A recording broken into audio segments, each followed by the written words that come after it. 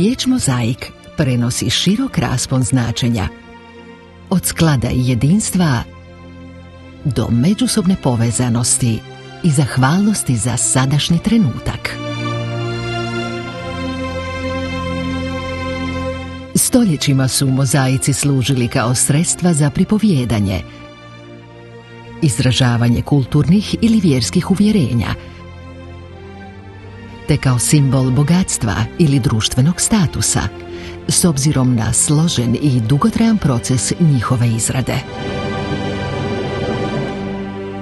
Najstariji poznati mozaik na svijetu otkriven je u središnjoj Turskoj i procjenjuje se da je star oko 3500 godina. Sastoji se od 3147 nepravilno oblikovanih kamenčića i oblutaka raznih boja, a prikazuje geometrijske uzorke poput trokuta i zakrivljenih linija. Vjeruje se da potječe iz brončanog doba i predstavlja značajno otkriće u povijesti mozaične umjetnosti.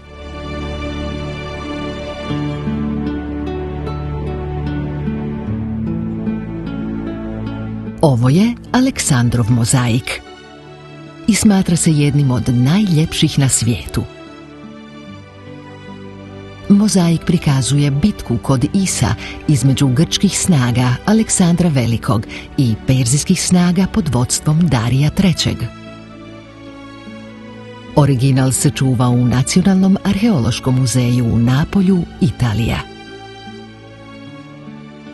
Najveći sačuvani drevni mozaik na svijetu otkrivan je u Antakiji, Turska. Prostire se na površini od 836 četvornih metara, odnosno 9000 četvornih stopa. Nalazi se unutar hotela Antakya Museum Hotel i otkrivan je tijekom njegove izgradnje. Ovaj mozaik potječe iz 4. stoljeća nove ere i bio je dio javne zgrade u drevnom gradu Antiohiji. Svijet mozaične umjetnosti sada ima potpuno novu kategoriju.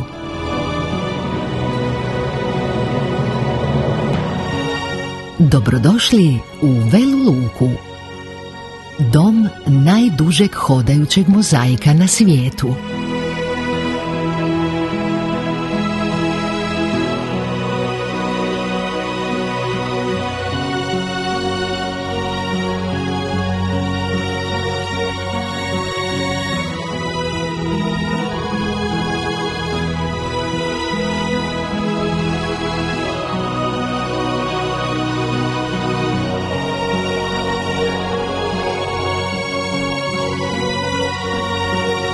Ovaj prekrasni, stalno rastući mozaik stvara se od 2017. godine, a kada bude dovršen, protezat će se više od 1 kilometra duž slikovite šetnice u Veloj Luci, pretvarajući običnu šetnju uz obalu u živopisnu proslavu kreativnosti i zajedništva.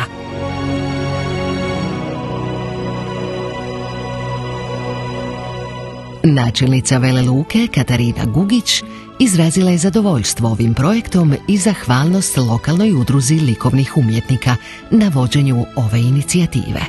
Smatram da treba i pohvaliti članove udruge likovno stvaralaštvo na jednoj lijepoj inicijativi na čelu sa našim Antom Marinovićem. Nisam očekivala koliko će veliki interes javnosti cijeli ovaj projekt uzeti na neki način. Zbilja možemo reći da smo to i pisali u jednom od naših brošura da je veloluški mozaik uistinu svjetski prepoznat. Lokalno je poznat kao Luka mozaika, odnosno Zaljev mozaika.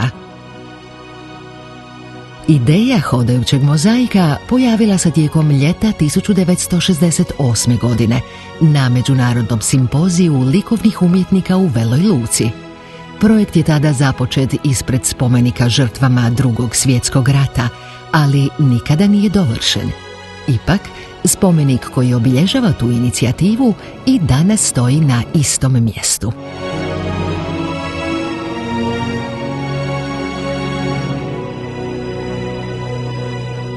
49 godina kasnije, lokalna udruga umjetnika Likovno stvaralaštvo odlučila je oživjeti taj davno započeti san. Počeli su izrađivati mozaike komad po komad, ali ubrzo su shvatili da veličina projekta zahtjeva daleko veću podršku, ne samo od lokalne zajednice, već i od posjetitelja Vele Luke iz cijelog svijeta.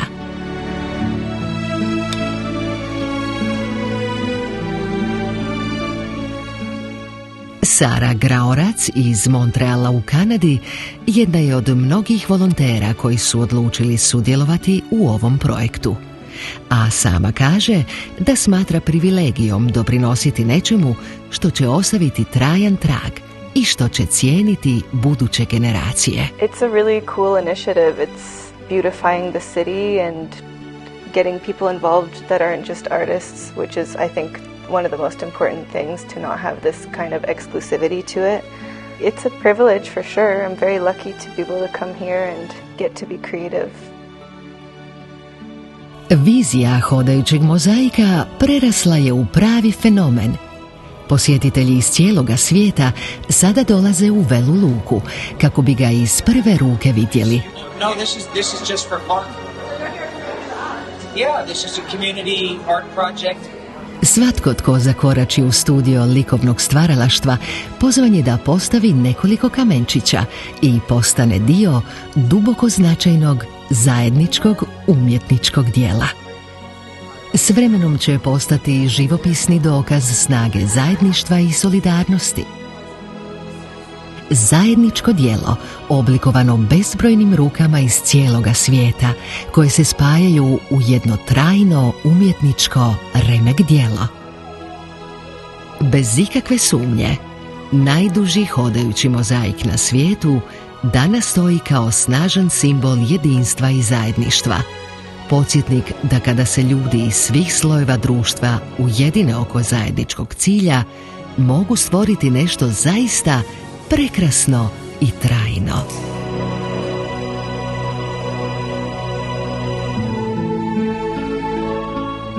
Dakle, dok šetate šetnicom uz obalu u Veloj Luci, zamislite da prolazite kroz umjetničku galeriju sa stotinama prekrasnih mozaika razasutih pred vama.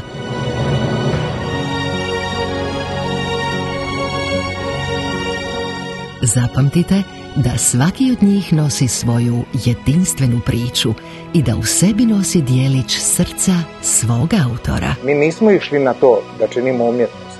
Mi smo stavili srce na plot. Vrijeme će reći da li je to umjetnost ili ne. Kada promislimo da je sve to nastalo jednim zajedničkim impulsom. Mi smo se okupili i nekako smo vidjeli da imamo nekakav isti cilj.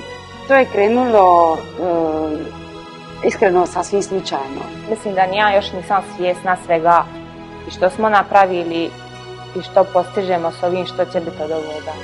Još ne vidim tu veličinu i ne hoću je vidjeti. Ja samo hoću biti jedna mala točka koja je ovdje uključena. Eto, priključi sam se na ti način što sam vidi da se radi nešto dobro za mjesto. To je upravo paše, ovo ide uz ostavlja trag po cestama, po mjestima i tako. A za mene znači sve, da ćemo napraviti nešto što će se ostaviti budućim generacijama. Dala sam deo sebe i deo mog nekog načina razmišljanja kroz mozaik. To je veliko blago.